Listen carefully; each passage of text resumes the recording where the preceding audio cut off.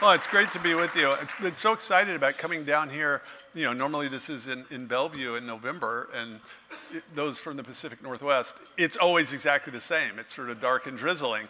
It's like, oh, this is going to be awesome. We're going to be in Arizona where it's dark and drizzling, right? So, but actually, if it was nice outside, it's kind of bad incentives. You probably wouldn't be in here listening to a panel on the question of human consciousness. Are we machines or not? So we like to sort of reserve the really easy topics for the very end of the day over dinner.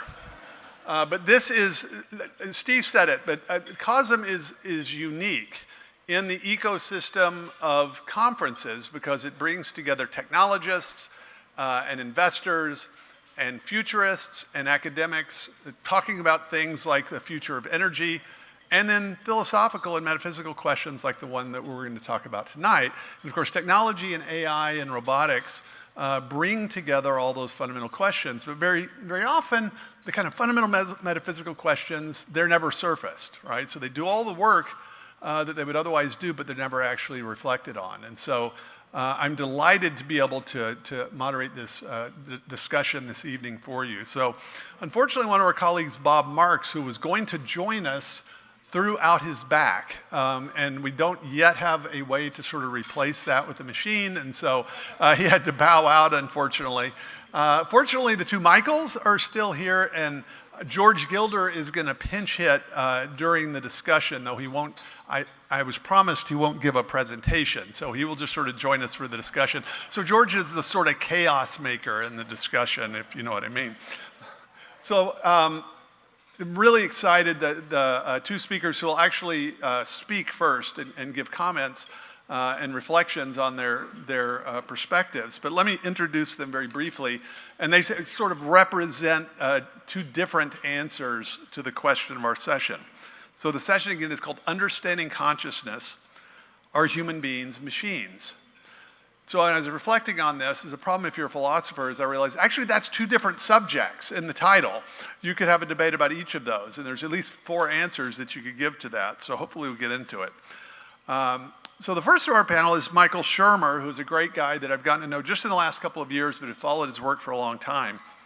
He's the executive director of the Skeptics Society and a leading voice on science, critical thinking, and the public understanding of skepticism. He has a PhD in the history of science from Claremont Graduate School and is the author of many, many books. I think his most recent book, though, which I have been going through, is called Conspiracy: Why the Rational Believe the Irrational. Our other panelist is Dr. Michael Egnor, who is a longtime colleague at the Discovery Institute. Michael is a neurosurgeon and professor at SUNY Stony Brook. Oh, thank you, Bob.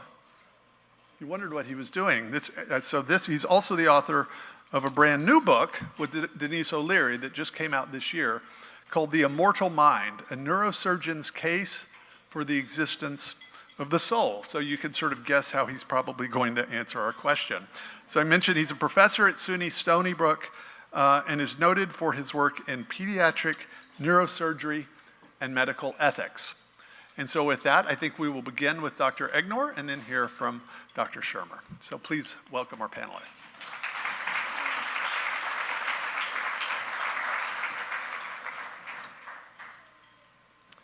Thank you, Jay. It's a privilege to be here. I want to talk this evening about how we can understand consciousness and try to answer the question, are human beings machines? So just a little background on me. I started out life as an atheist and as a materialist. I loved science. Science was kind of what I worshipped in a sense. And I still love science. And I went to medical school and fell in love particularly with neuroscience when I was in medical school. And I really thought that by understanding the anatomy and the physiology of the brain, that I could understand something really deep and profound about life and about myself and about other people. And I went into neurosurgery in part because of that fascination. As I practiced neurosurgery, and I began on faculty at Stony Brook in 1991. As I practiced neurosurgery, I started seeing things that didn't fit my textbooks. My textbooks, as most areas of science, had a real materialist bias. And I'd learned that the brain was like a computer, and the brain was the hardware, and the mind was the software, and there are all sorts of theories about that. And for example, the scan that you're looking at now on your, on your left-hand side is the scan of a little girl. The pseudonym is Cindy. She's a real person. When she was born, she was missing 2/3 of her brain. That black area at the back of her brain is just water. And I told her family that I wasn't optimistic about her prognosis for life. But at every stage of her development, she was a normal child. She actually was fairly bright, was on the honor roll in junior high. I just saw her in clinic about a month ago. I follow her yearly. And she is a businesswoman, works in New York City, very bright and very successful, with about 1/3 of a brain. I have a lot of patients like her. It's not that uncommon. The textbooks in medical school all described consciousness as arising from neural networks in the cortex of the brain and their interaction. There are different kinds of theories, but they all are based on that. There is a condition called hydrancephaly that the little girl in this picture has. And hydrancephaly is a condition where children are born without brain hemispheres, usually because of strokes that they have during intrauterine life. And the scan there is her brain. The black is water, so her brain sort of ends here, and there's nothing up there. There's no cortex, there's no hemispheres. She's quite disabled. She has cerebral palsy, but she's fully conscious. She wakes up in the morning, she smiles at her family, she's very happy when she's with her loved ones. She gets sad when bad things happen to her. All my textbooks said that consciousness comes from the cortex. She doesn't have a cortex, she doesn't have brain hemispheres, and she's as conscious as you or I are. So I began looking more deeply in the scientific literature because I was perplexed that what I was seeing in real life and real people, and I've done 7,000 brain operations, so I've done this a lot, and I wasn't seeing what the textbooks said. So I looked, for example, at the phenomenology of seizures. Since over the past 2 centuries, there have been about 250,000 seizures in human beings around the world.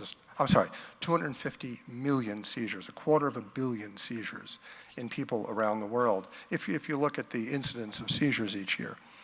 A significant portion of them are complex partial seizures. And complex partial seizures are seizures where you stay awake while you're seizing. Not everybody goes unconscious. Some people have twitching of a muscle, or they'll even do a stereotypical movement. There are people with complex partial seizures who will drive a car for miles on the highway as a part of the seizure. You can operate machinery while you're having a seizure.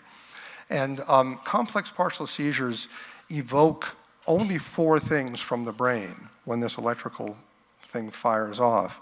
They evoke movement, they evoke perception, they evoke memory, or they evoke emotions. So an arm may twitch, or you may drive a car, or you may feel tingling on your skin, or you may have a recurrent memory, or you may have a powerful emotion. There's actually a seizure called gelastic seizures that make you think everything's funny and you just laugh at everything. But seizures never evoke reason or free will. They never evoke conceptual thought. So the very thing that we're doing here right now never, ever happens in a seizure. It's never the ictus of a seizure. And there have been 250 million seizures over the past 200 years. There's not a single report in the medical literature of anybody having reason or free will evoked by stimulating the brain from a seizure. I thought that was odd, that a whole class of intellectual content never happens during a seizure. There is a kind of surgery that we do called awake brain mapping, which is done for people who need to have sections of the brain removed because they have infiltrating tumors or they have seizures, and we have to take out a seizure focus. And awake brain mapping, you stimulate the surface of the brain and record the patient's responses to the stimulations, what they feel or think and so on. And that lets you know what the brain is doing there and how much you have to protect the brain in various locations. I've estimated that there have been about 400,000 of those kinds of operations performed over the past century in the United States. We do about two or three a month at Stony Brook. And when you stimulate the brain, just like in seizures, only one of four things happens. You can stimulate and make a muscle move. You can stimulate and make a person have a perception like a flash of light or feel tingling. You can stimulate and make a person have a memory, particularly the temporal lobe. Or you can stimulate and you can have someone have an emotion. But you can never stimulate abstract thought. You can't stimulate mathematics. You can't stimulate someone to say, 1 + 1 is 2. Or if A, then B, A, therefore B. Or you can't stimulate someone to say, it's nice to be kind. Abstract thought, reason and free will cannot be stimulated from the brain. It's interesting to look at people who share brains, because it does happen. There are conjoined twins who are joined at the head and share brains. It's rare. There are two girls named Krista and Tatiana Hogan in British Columbia who share a thalamic bridge, which is a deep part of the brain that connects their brains together.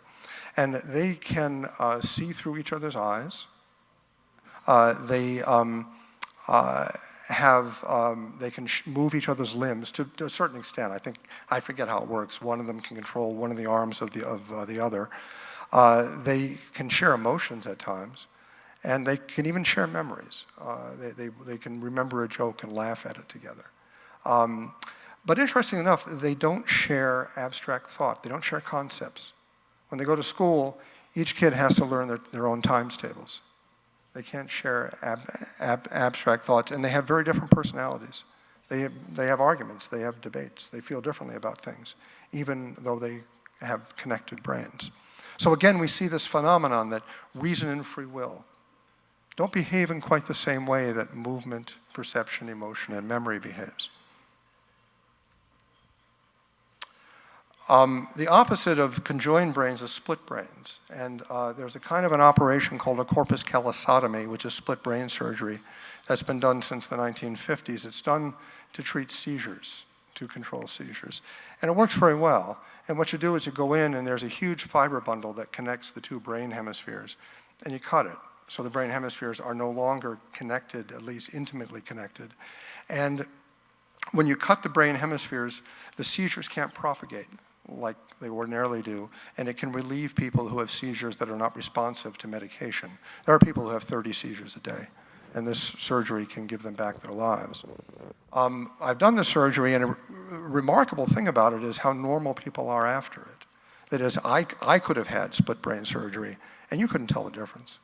I couldn't tell the difference, except I'd have fewer seizures. Roger Sperry is a neuroscientist in the mid-20th century who won the Nobel Prize for the study of these patients, because he did find, when you do very detailed studies, that when your brain hemispheres are disconnected, each hemisphere has slightly different responsibilities. For example, the left hemisphere usually controls speech. The right hemisphere usually controls spatial orientation. And he did a lot of these fascinating studies. So he did find that perception was split, but he noticed, just as I've noticed, these people are pretty normal in everyday life. An example of Sperry's work is that if you look here, if you show an apple using the visual field to the left brain or to the right brain hemisphere that doesn't have speech, the person will know it's an apple, but they can't say the word apple. If you give them a basket of fruit, they'll pick the apple out and say, "Yeah, this is what it was," but they can't say it because the right hemisphere can't connect to the left hemisphere. Go back a bit here. If you show it to the left hemisphere, then the person can say apple. Justine Sargent was a researcher at McGill in the 1980s who did fascinating work and carried on some of Sperry's research. And what she found gives me the chills, and I think you'll kind of get a sense as to why. What Sargent did was she took people with split brains, And to one hemisphere, she would present a letter, and to the other hemisphere, a different letter. And they're all mixtures of letters. Sometimes it was 2 consonants, sometimes it was 2 vowels, sometimes 1 vowel in one hemisphere and a consonant in the other. And each hand is controlled by a separate hemisphere, normally. And with the split hemispheres, then each hand is sort of split from the other hemisphere. So she would ask people with split brain surgery, after they'd had the surgery, if you see a vowel, I want you to push a button with either hand. So she would show them vowels or consonants. When they'd see a vowel, they would push the button with either hand. They just pick one. But when they would see a vowel with, say, the right hemisphere, they were just as likely to use the hand controlled by the left hemisphere as they were by the right hemisphere to push the button, even though that hand, metaphorically, had never seen the vowel. That is, the whole thing is disconnected. But when the person would try to conceptually understand that there's a vowel in front of them, the disconnection went away, and they could use either hand. Again, it seemed that reason was disconnected from the brain. Perhaps the most striking research along these lines was done by Alice Cronin, a researcher at MIT, who looked at split brain patients. And she asked them to compare 2 sets of pictures. And she had hundreds of different sets of pictures. These are some of the ones that she used. To one hemisphere, she would show them a picture of a violin. To the other hemisphere, she would show them 3 pictures. One picture would be an artist's palette, the other would be a toilet plunger, and the other picture would be a stethoscope. And she'd say, of the 3 pictures, which one conceptually matches the one picture? And people with split brain surgery immediately say, oh, well, the violin is matched to the artist's palette because they're both forms of art. But this is what gives me chills. No part of these people's brains has seen both things. One hemisphere saw the violin, the other hemisphere saw the artist's palette. How can they compare them? By what agency are they comparing images that are completely isolated from one another in the brain? So again, you see that reason and free will don't seem to behave in the same way from the brain. They don't seem like they're from the brain. And they're not split by a surgeon's knife. The most radical example of disconnection between aspects of the mind and the brain is near-death experiences. And I'm sure Michael and I will talk about that a bit. That's a hot topic. But there are 4 characteristics of near-death experiences that any explanation for near-death experiences has to account for. First is that many near-death experiences are very clear, coherent, organized experiences, which is rather unlike what one experiences when you have low oxygen in the brain, when people are dying. The second aspect of near-death experiences that require an explanation is that some people in near-death experiences have an out-of-body experience where they see things that can be confirmed to be true that they could not have seen or could not have experienced by ordinary physical means. And there's hundreds of examples of that. The third, which fascinates me, is not often talked about, but is fascinating, is that when you look at the medical literature of near-death experiences, when you go down that proverbial tunnel, nobody has ever seen, in the medical literature, a living person at the other end of the tunnel. You'd think that if what you see in a near-death experience is wishful thinking or hallucinations or something like that, that you might see your spouse who's still alive at the other end of the tunnel to get comfort or something. Everybody who's ever been seen at the other end of a tunnel that's been reported in the medical literature is dead. And there are over 24 reports in the medical literature of the near-death experiencer seeing someone at the other end of the tunnel who's dead who they didn't know was dead. Most of those experiences involve people in multiple person car accidents, where multiple people in a car have a car accident. They're sent to different hospitals. One person in the car will die in another hospital. A person in another hospital will have a near-death experience where he sees that one person, but he doesn't see the people who lived. The fourth characteristic of near-death experiences is that for many people, they're profoundly transformative. People lose their fear of death with these. So it raises a question that Wilder Penfield asked. Wilder Penfield is one of the pioneers in neurosurgery. He's probably the greatest neuroscientist in the history of neurosurgery. He worked in the mid-20th century in Montreal. And Wilder Penfield, like me, was a materialist when he started out, and he ended his career as a dualist. And Penfield asked early in his career, does the brain completely explain the mind? And his original answer was yes. The answer at the end of his career was no. It was that there's an aspect of the mind that's not in the brain. So you can ask this question. It sounds like a crazy question, especially a question from a neurosurgeon. Is the brain the organ of the mind? But it's an honest question. And the answer is yes and no. The brain is an organ, and it does organ things. Like the heart pumps blood, the kidney makes urine. The brain makes action potentials, it makes neurotransmitters, it does organ things. And the brain mediates 6 things. And only 6 things. It mediates homeostasis, which is your metabolism, your heartbeat, your breathing, stuff like that. It's very important. It mediates arousal. That is, your brain kind of wakes you up. It mediates attention, alertness, that sort of thing. It mediates movement, as we've already found. It mediates sensations and perceptions. It mediates memories, and it mediates emotions. But the brain doesn't seem to cause free will and doesn't seem to cause reason. It doesn't seem to cause conceptual thought. You can't evoke it from the brain. People with joined brains can't share it. People with split brains don't have it split.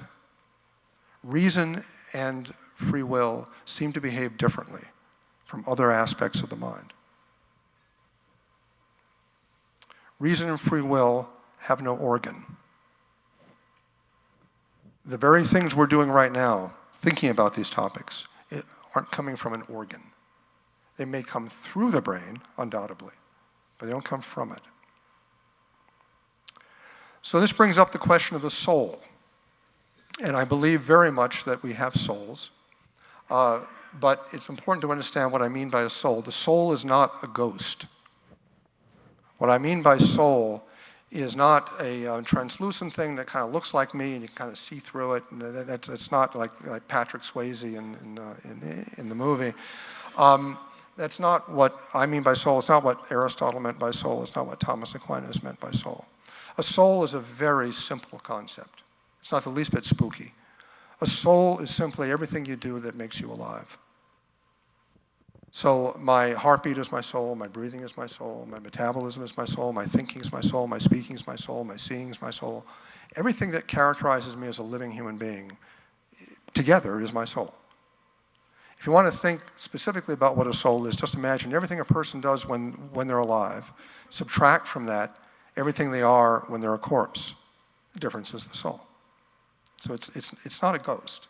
It's a set of activities. Which raises a question that maybe in some ways one of the most important questions we can ask is the soul immortal? And a way of looking at that, this is actually an ancient way of looking at it. It was a way of looking at it that St. Thomas Aquinas wrote a lot about, is that you ask, what does it mean to die? Well, when you die, you don't disappear. Every atom in your body continues to exist and will exist until the heat death of the universe. What it means is that you disintegrate. Your body disintegrates. So the atoms go somewhere else. They're not formed as you anymore. Can the soul disintegrate? Because that's what death means. And to see deeper into that, consider the number 8. Pick any number. There are 2 ways that the number 8 can be instantiated. It can be instantiated physically on a piece of paper, you draw it, or the conceptual number 8. The 8 that we think about when we think of what 4 plus 4 is. Well, the physical number 8 can certainly die, metaphorically. Put it in a fireplace, it goes to dust, just like we go to dust. But the conceptual number 8 can't die, because it's not material to begin with. It can't disintegrate because it's not integrated. It's a spiritual thing, it's not a physical thing. And you'll never hear from a mathematics department that number 8 passed away yesterday and we're counting from 7 to 9. So the immaterial powers of the soul, which are reason and free will, cannot disintegrate, which means your soul is immortal. And what happens after death and what immortality means is a whole separate question. But it doesn't make any sense to say that an immaterial soul dies.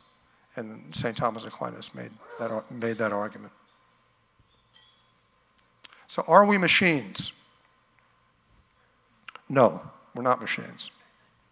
Machines are artifacts cobbled together. We are natural living creatures. We have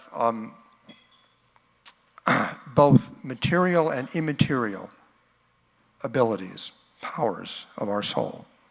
And this is the best interpretation of neuroscience. I'm not only talking about theology, I'm not only talking about philosophy, I'm talking about neuroscience. And this is quite consistent with the classical way of understanding the human person, from Plato, Aristotle, Augustine, Aquinas.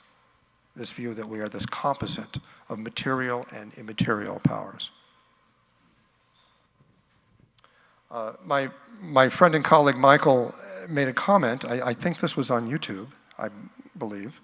Yes, sorry. And this is, I saw it and thought it was fascinating because it really characterizes a kind of a different way that Michael and I look at things. Michael said we should not add consciousness to the list of fundamental things in the world. And I take the opposite viewpoint. I think consciousness is a profoundly fundamental thing. Roger Penrose, an English physicist, Nobel laureate, wrote recently that quantum mechanics seems not to present us with any fully objective picture of physical reality. And he was describing why Einstein didn't quite sign on to quantum mechanics as is presently understood. And he's right. There's a subjective nature to the quantum world that causes a lot of physicists a lot of discomfort. Perhaps the most profound thing along those lines that I've heard was said by Sir James Hopwood Jeans, who was a physicist from the early 20th century who was instrumental in the development of quantum mechanics. And he said that the universe looks more and more like a great thought rather than a great machine. When you get down to the quantum level, it's not little tiny marbles flying around atoms. It's wave functions, it's equations, it's concepts, not hard, solid things. The universe itself looks like a thought. And I believe that each of us is a thought in God's mind, just as the universe is a thought in God's mind. And if you want to see God's signature in us, it's in the immaterial aspect of our soul. Our reason and free will are created by God in His image. And they're His fingerprints in us. Thank you.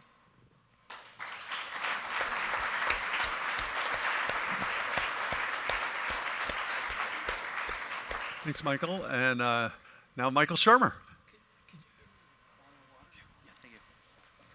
All right, hey everybody. How's it going? Thanks for having me. Thank you, Jay Richards and Steve Burry for bringing me here. Thanks, George Gilder.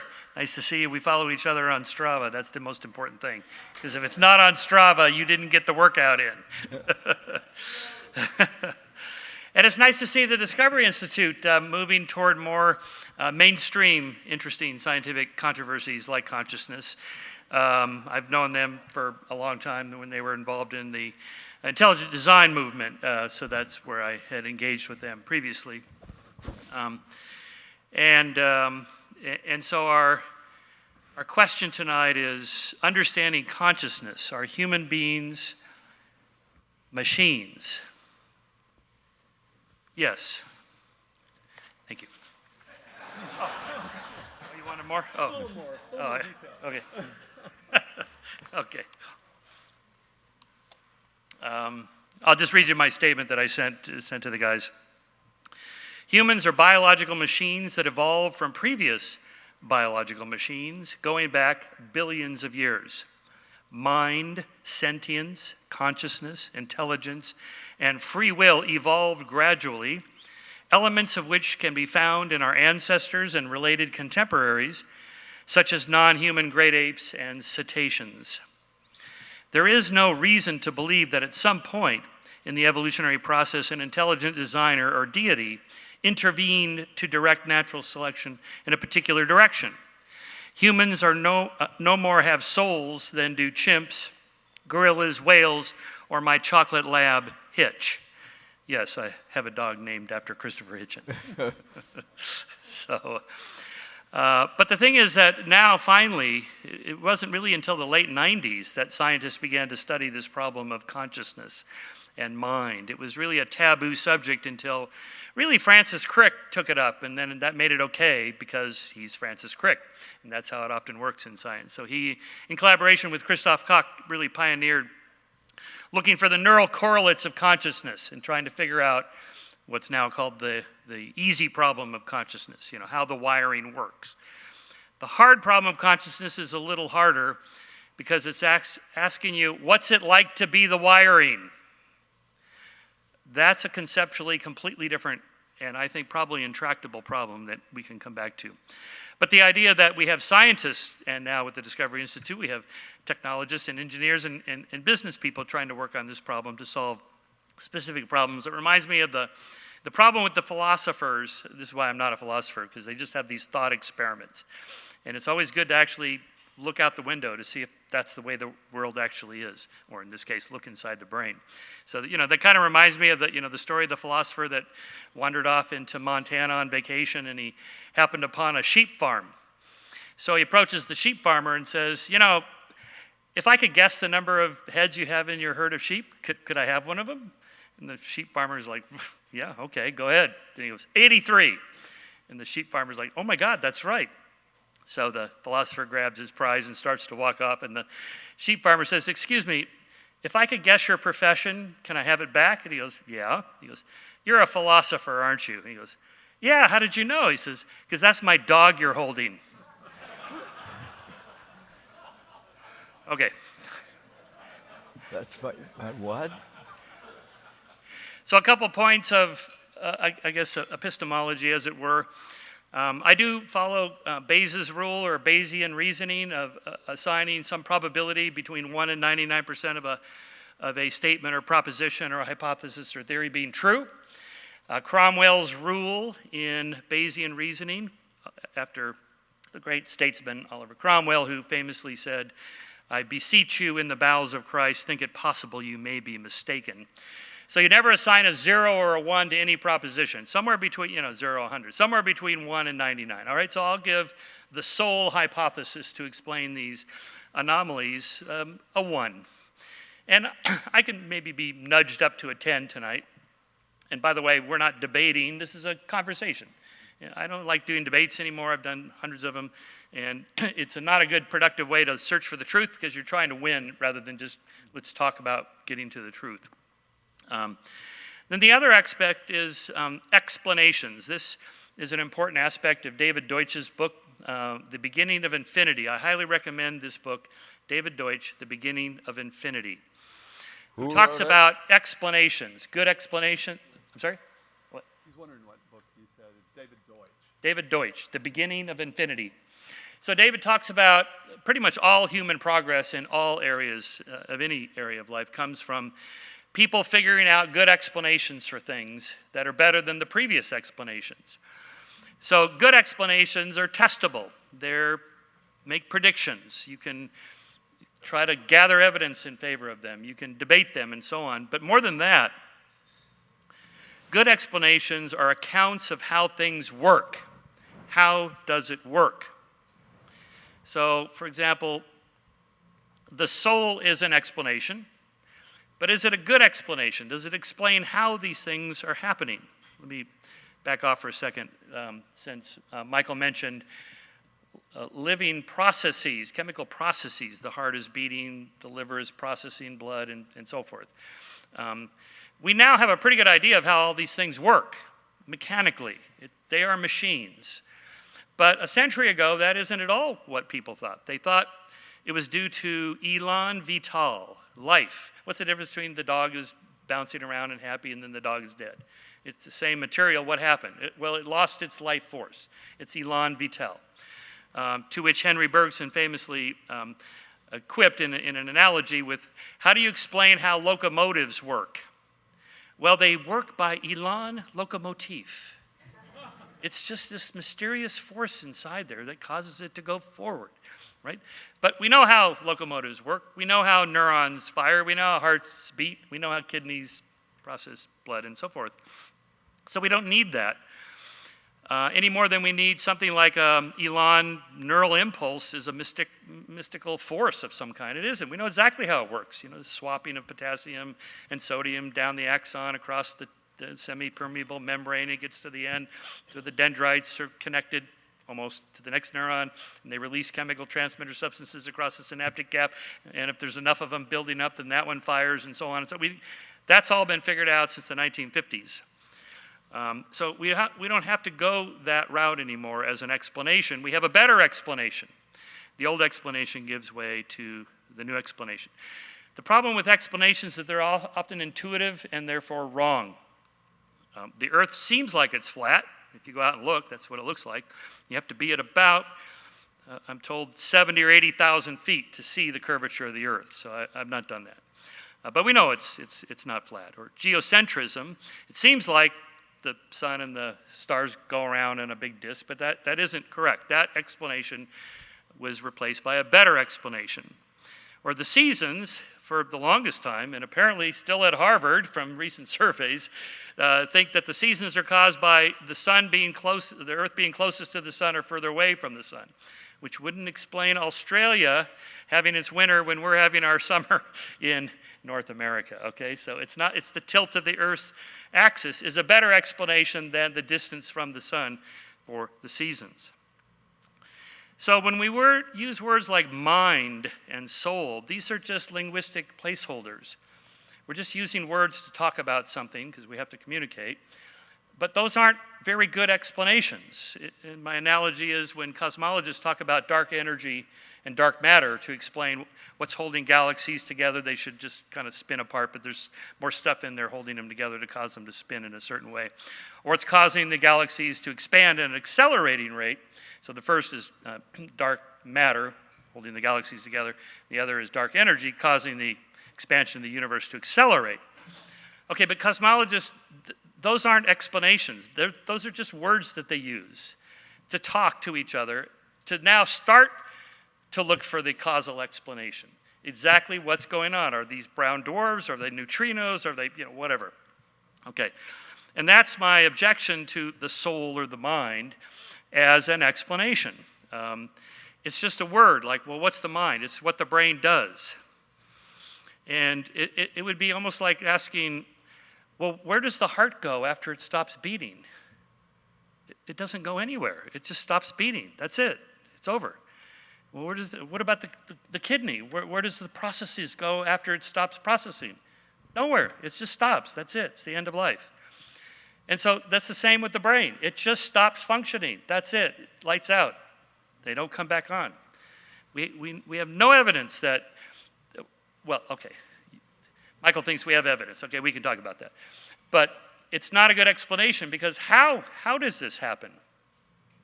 I have some questions. Where does this soul float off to? I mean, okay, Michael, you said the soul is everything a person does when they're alive. Yeah, that's right. All right, so what are we talking about here? You said it's not a ghost. Well, yeah, it actually, that is what you're proposing. It's like a copy of the pattern of information. That's all my memories, my personality, my temperament, me. And somehow this just kind of floats off into the ether. Maybe it's a quantum field or something. A lot of the quantum physicist people, the woo-woo people, think this is what happens. Or like the singularity, we're going to upload your mind, your connectome into the cloud, and you'll be up there in the cloud, okay? This is all presuming there's something, what it means to be you, and that after the death of your heart and kidney and liver and all that stuff, they just stop, and no one cares about that. But what we want to know, well, where do you go? My answer is, you don't go anywhere. Like, where were you before you were born? What are you talking about? I didn't exist before I was born. Right. And you won't exist after you're dead. That's it. Full stop.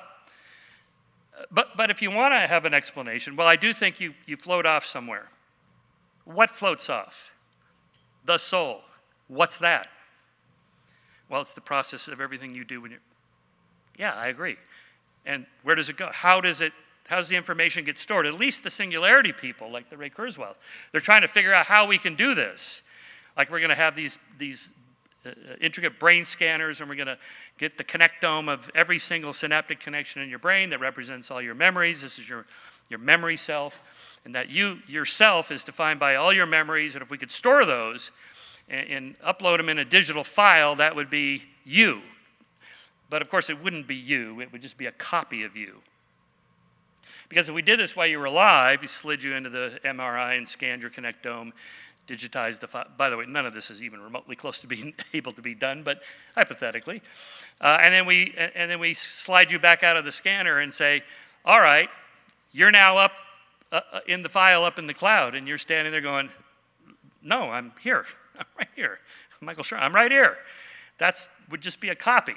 And of course, there's dozens of sci-fi Star Trek episodes where this happens, where the transporter malfunctions and there's a copy, they forgot to destroy the copy and now there's two Rikers or whatever. Okay, so this is of course deep problems of what it means to be the self. Who are you? If there's a copy of you, well, we know there's copies of people, twins, and nobody for a moment thinks there's one of them has the soul and the other one doesn't. Nobody thinks that. Why not? Okay, these are interesting problems. How does an immaterial soul register light and sound, or move the muscles of the vocal tract, respond to psychoactive drugs? If a soul can animate the body without a brain, what do you need the brain for in the first place?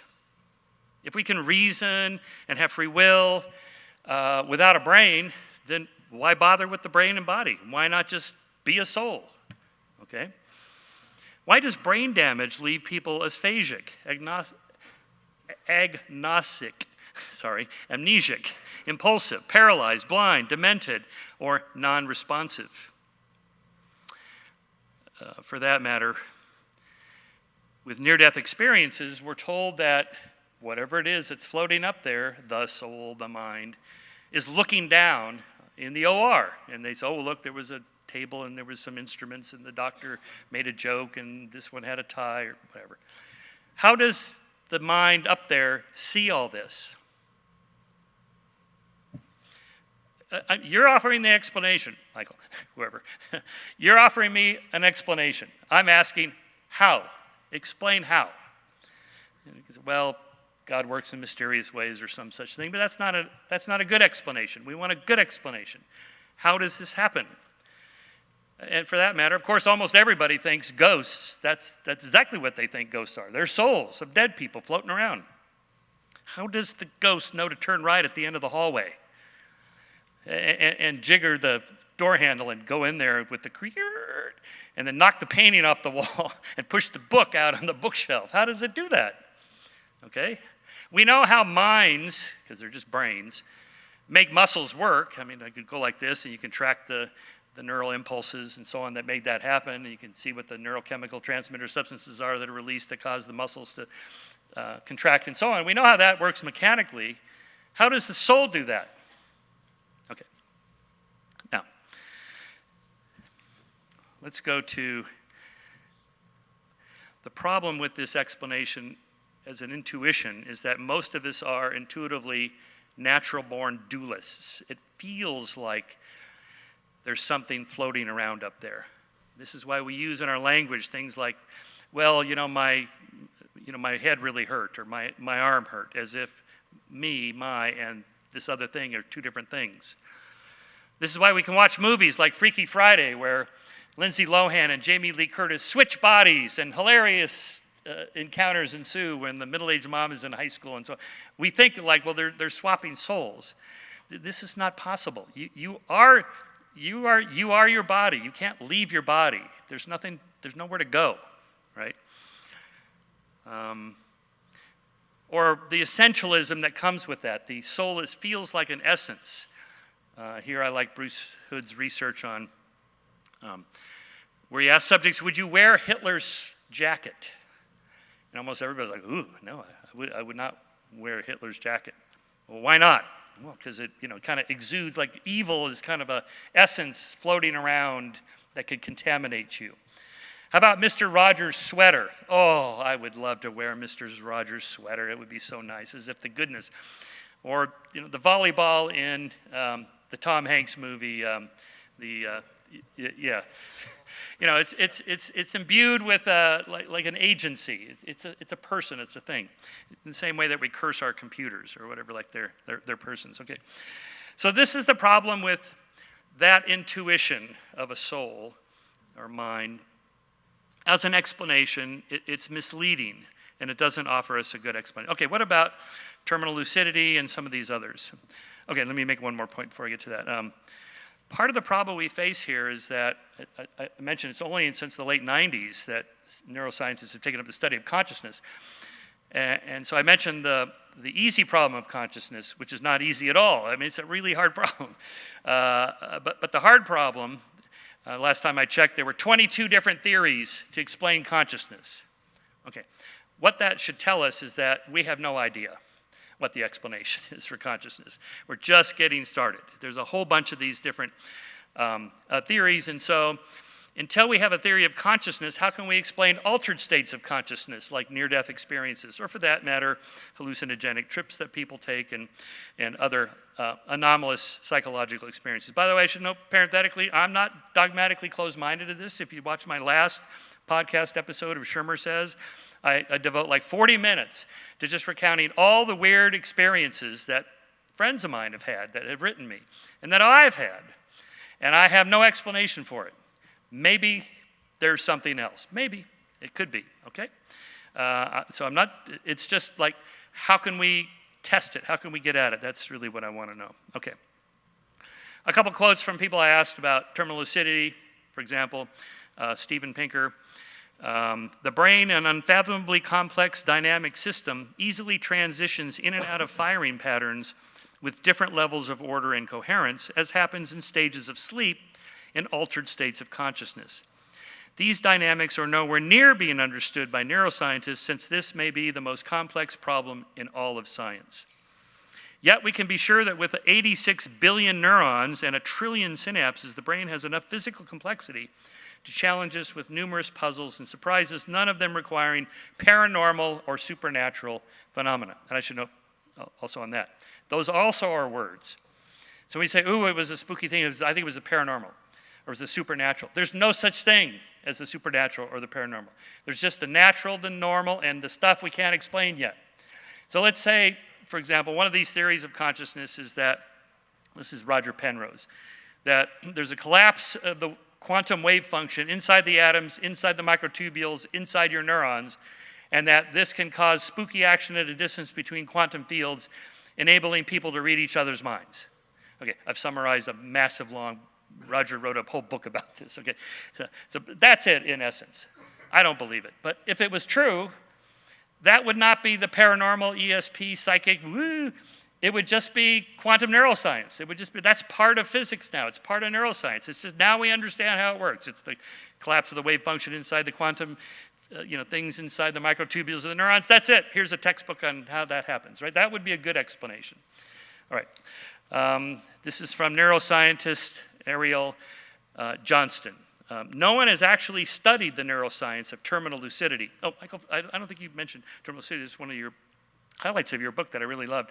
These are people that have had dementia, or Alzheimer's, or whatever. They're completely out of it for years. And then right before death, they come online. They recognize their loved ones. They speak again. They haven't spoken. It's a spooky thing. If it's true, okay, here's what Ariel studies this, says. No one has actually studied the neuroscience of terminal lucidity while it's happening. No EEG readings, no brain imaging, no blood work during the episodes. So any explanation is necessarily speculative. What we have is people telling us stories about what happened when they were in a hospice or there was their loved one, and here's what happened. And so when I first heard about it from Rupert Sheldrake, who's the British biologist who believes in quantum fields and these sorts of things. And he said he experienced it with his father.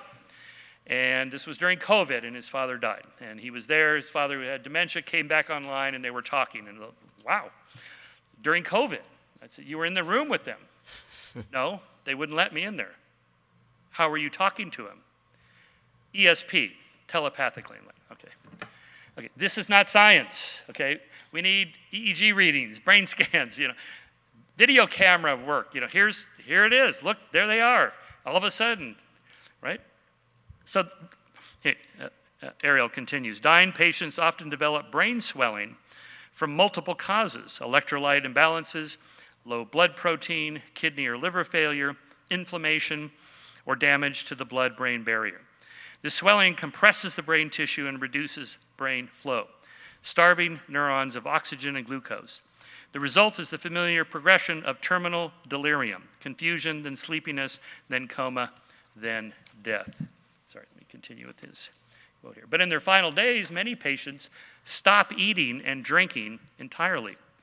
The resulting dehydration could reduce brain swelling, allowing blood flow to increase and temporarily restore some cognitive function, a brief window of lucidity before the dying process continues. It's a simple mechanism. Lower intracranial pressure means better perfusion, means more oxygen and glucose in the brain, which in turn means more functional neurons. Okay, is that the explanation? Who knows? We don't know. But it's an explanation that has a causal mechanism behind it that we could test, as opposed to it's the soul, which is an explanation, but it's not a very good explanation because it doesn't explain how it's happening. I think my time is up, right? Okay. Okay, so anyway, but my point is this. Okay, so all this is possible. Maybe you continue on. I hope so. I have a lot of friends on the other side, so I'm thinking, if I'm wrong, maybe I'll get in. We'll see. You never know. And then they'll say, well, you know Christopher Hitchens and Carl Sagan and all those atheist guys. Okay. But anyway, so I'm fascinated by all this. I would like anybody else, for my consciousness to continue beyond my, fourscore and whatever, however long we have. I would, of course. But is it true? I can't base my judgment of what's true by what I want to be true. I want to believe what's actually true. Thank you. All right. All right, that was great and provocative. And because we don't have a lot of time, I'd like to suggest we bracket the question about existence after death, which, though related, I think, we don't have to sort of answer that question to sort of address, I think, the subject of the panel. Are we machines? Which the question is, okay, what's a machine, right? But even more simply, what are we exactly? And so, Michael Shermer, I want to make sure I understand your position, because you said soul, consciousness, mind a few times, like you were thinking, okay, those are synonyms. And so I'm just wanting to know, so what's your picture? Is it that what we call consciousness is just something ultimately produced by the brain, epiphenomenally, as they would say? Because I followed you for years, that you seem to believe that we're agents, that we're persons, that we have free will, we're able to make choices, which I think, as you said, we all sort of intuitively, it's not just that we sort of intuit that, it's, in a sense, it's the thing we sort of experience most basically. But if the mind or consciousness or the self or the person is just an epiphenomenon of the brain, then it seems that it would be entirely the result of sort of deterministic processes, and it just sort of spins off, but it wouldn't have causal power to do anything, and then we wouldn't be anything. Yeah, we'd be a sort of automaton, which I don't think that's your view, but I just want to make sure I understand. Yeah, okay, so let's tease apart a couple of those ideas. Yes, we are machines in the sense that, biological machines, you can, analyze down to the molecular level and so on, that's a machine. I'm a compatibilist, so I derive volition and free will from this simple thought experiment. Could you have done otherwise? This is how people typically just define the free will problem. Rewind the tape. If you played it back, could you have gone left instead of right, married this person instead of that person, whatever? Well, if it's a read-only memory tape that you played back, then no, because the past has already happened, and that's just a recording of what you already did. So the past is determined. But as Heraclitus said, you can't step into the same river twice because it's not the same river and this is not the same man. Going forward, the universe is not predetermined. And so we are, as part of the causal net, determining the future, in part, along with other forces. And so we have agency and volition to a certain degree. We can influence tomorrow because I'm not the same person tomorrow as I am right now. For example, tomorrow I want to get up early, and I really hate getting up early, so I put my workout clothes out, everything's ready to go to minimize, because I know future Shermer is weak-willed compared to tonight.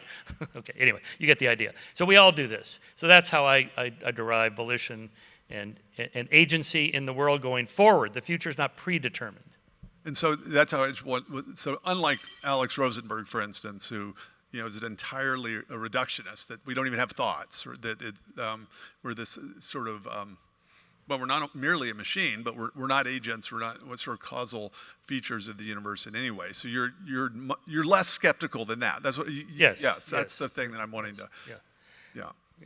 So, Michael Egnor, you focus specifically on what you called reason. I think you were talking about the sort of logical connections between propositions and inferences and things like that, and then this experience of free will, and argued that those are things that, while somehow related to the brain, nevertheless transcend them. So say a little bit more about this. You were talking about these experiments in which certain things can be stimulated. And so is the idea that the things that we experience sort of empirically, that are physically a part of the world, that things we see, things we hear, that those are functions of the brain, but that reason, rationality, and freedom are things that transcend it. Is that the idea? Yes. And it really is Aristotle's understanding of the soul and Thomas Aquinas' understanding of the soul also. So this has a very ancient heritage. And they arrived at their conclusions really through logic. And what amazed me in my own career in seeing things in neurosurgery and neuroscience is how closely the neuroscience tracks with the Aristotelian and Thomistic logic. The fundamental logical reason why reason does not come from a material source, brain or otherwise, is that reason involves causal relationships between concepts that are not physical kinds of relationships. That is, the relationships between neurons and electrons and things like that inside your brain are governed by the laws of physics. The relationships between concepts are governed by the laws of logic. And the Venn diagram of physics and logic don't overlap. So that reason is a different thing than physical things. And that's why Aristotle said that reason doesn't come from the body. He actually didn't know the brain did anything. He thought it was the heart. But he said reason doesn't come from the body. It's not a material ability of ours. What I find disturbing about materialist explanations for scientific reality, and I used to accept these materialist rationalizations, but I think they're wrong. And I think they're wrong because materialist science is basically kind of an unending quest to propose material explanations for things despite the evidence, not because of the evidence. The evidence that reason and free will do not come from the brain is a mountain. It's a Mount Everest of evidence. 250 million seizures, not a single one has evoked reason, ever. 400,000 awake brain mapping operations, each of which involves hundreds of individual stimulations. Not a single stimulation has ever evoked a rational thought from a person's brain, ever. There are 20,000 people walking around now with deep brain stimulators in their brains, neurosurgeons have put in, to treat Parkinson's disease and to treat tremor and to treat depression. And they stimulate the brain at about 60 hertz is the typical number. 60 times per second they're getting a brain stimulation. There's not a single report in the medical literature of any one of those patients ever having mathematical abilities stimulated by these stimulators, or ever having moral judgment stimulated by these stimulators. There is a mountain, massive mountain of evidence that reason and free will do not come from the brain. And if one sticks to a materialist understanding of the mind, you have to try to cram all of that evidence into a materialist framework. Well, where did they come from then? There's no from, it's not a location. They are abilities that we have that are not material. From implies a location, which implies matter. You need to get out of the materialist paradigm. The problem is, if the way you think about the world is a materialist, you try to cram the evidence into this artificial box. But a very good analogy to what's happening in neuroscience is what happened in physics from the 19th to the 20th century. The original Rutherford Bohr model of the atom was that it was a little solar system. The nucleus, the proton, was the sun, and the electrons were the planets going around it. And it wasn't until Schrodinger and Heisenberg that we came to understand that these particles are not little marbles circling things. They're wave functions, they're concepts. Quantum mechanics is a much stranger thing than any of the neuroscience that I just talked about. Much stranger. And if you reject the neuroscience I just talked about, then you have to reject quantum mechanics, which is a much stranger world and is the pinnacle of modern science. I'm wondering if part of the issue is what it is that we're trying to explain, right? What is prior, right? What is fundamental, and then what's secondary? Because of course there's many things we can experience directly that we have absolutely no explanation for, but we don't doubt them, right? We infer the existence of subatomic particles even though we don't experience them directly. As you said, Aristotle, look, every person, for instance, knows they're an agent, whether they have any idea what's happening.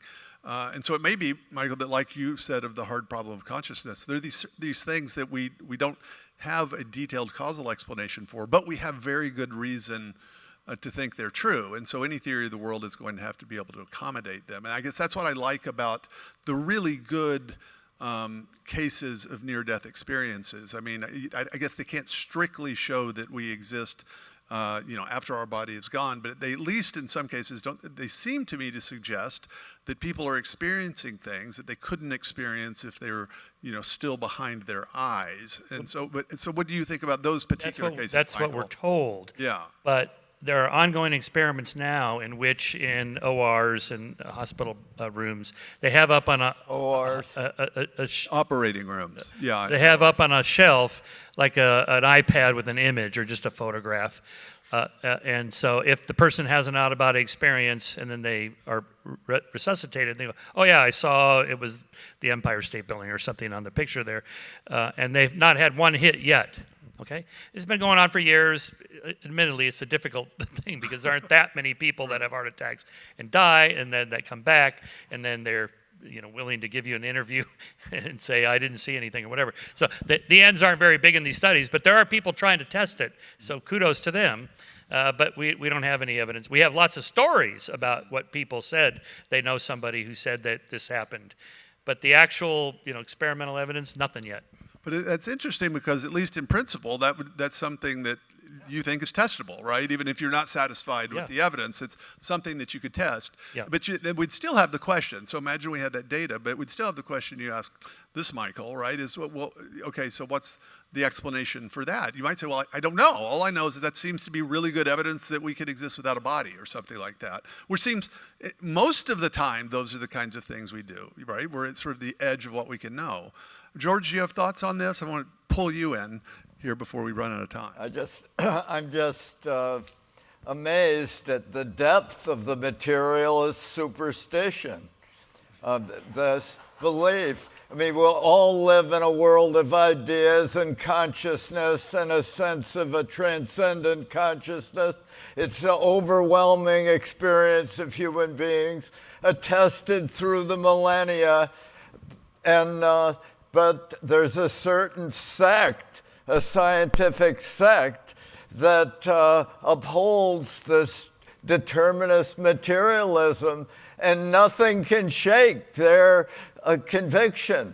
And I think it's a superstition, and it's a kind of a derangement that that incapacitates scientific exploration, because anything that's not explicable in determinist materialist terms, which means all of quantum theory and all conscious experience, has to be reduced to this formulaic set of sterile dogmas. It's a superstition. So you have an opinion on this, it seems. And I will say I know Michael Shermer, and he's not deranged. I think he's very smart. Yeah, and he's very smart and interesting. But he's also shows moral courage, and so he speaks out on the right side of several very important issues of our time.